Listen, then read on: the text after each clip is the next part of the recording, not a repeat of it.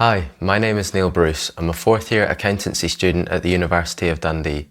And in this video, I'm going to be providing you a beginner's guide to investing, including some pitfalls to avoid when you start. My first piece of advice is probably to not expect too much from investing. It's very easy to go on Twitter or Instagram or just social media in general and see that if you invested $1,000 in Tesla 10 years ago, then you'd now have roughly $26,000. And whilst that is great, it was also an incredibly risky investment at the time. The key to investing is getting the lowest amount of risk with the highest possible return. Whilst investing in Tesla 10 years ago seems ingenious now, the risk, as I've mentioned, of this investment was very high. The reason for this is if you invest in one single company and that company fails, then you've lost all your money. So what you want to do is invest in a fund. A fund is loads of companies invested in by a fund manager, and therefore it spreads your risk across many companies. And if one of those companies fails, then you don't lose 100% of your investment. You potentially lose like 10% or even less than that. So investing in a fund is definitely the way to go. The main problem with a lot of funds is that they're run by fund managers. And fund managers are some of the most expensive employees on the planet. Like, especially in the US, a lot of these guys are getting paid over £1 million a year. So obviously, if you're wanting to invest in a fund run by an incredibly good fund manager, then you're going to have to pay a lot of charges on your investment. So to nullify that, what you want to do is invest in an index instead. So what is an index? An index is the top companies in a country. So for example, the FTSE 100 is the 100 best companies in the UK.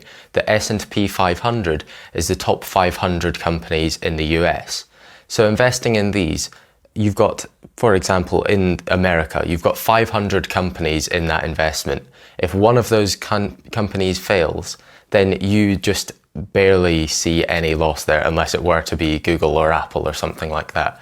And it also means that you do have your money in Google and Apple, who are doing very well right now. Obviously, the top 500 companies you would expect to be doing the best. So it's a very safe investment in that sense. Also, going back to the index versus fund manager comment, Warren Buffett challenged the top fund managers in the world a $1 million wager that he could beat them by simply putting his money in the market or in an index, and he beat them tenfold. So putting your money in these expensive fund manager hedge funds is very, very pointless given that example. So if you put your money in the S&P 500, it is incredibly unrisky. However, there are problems with this that have been seen in the past. For example, the financial crisis that happened in 2007 to do with the property market. If you were to have been the most unlucky person on the planet and you invested in October of 2007, I will put a graph on my right, and then you see the dip that happened straight after that in the market, and you would have lost potentially loads of money. However, if you don't panic and you just ride out the investment, as you can see afterwards, it increases in price, and by the time it gets to March 2013, you've recouped your investment. So due to this, what I would say is if you are investing in an index tomorrow, then you want to make sure that you are not going to want that money for the next 5 years, just in case a similar event to what I've just talked about happens. So you want to make sure that you are ready for the worst case scenario at all times, and you're not going to want that money. The main purpose of this type of investing is that you're investing in the market so that your money is increasing at a higher rate than the inflation rate. Because in the UK for the last 5 years, the average inflation rate has been around 2%.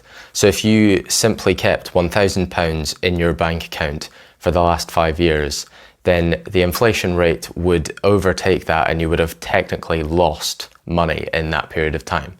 Whereas if you had that in the market potentially increases by about 14% a year.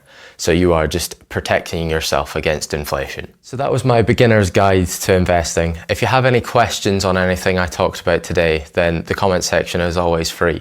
And if you found this video useful, a like and a subscription would be very much appreciated. Thanks so much for watching.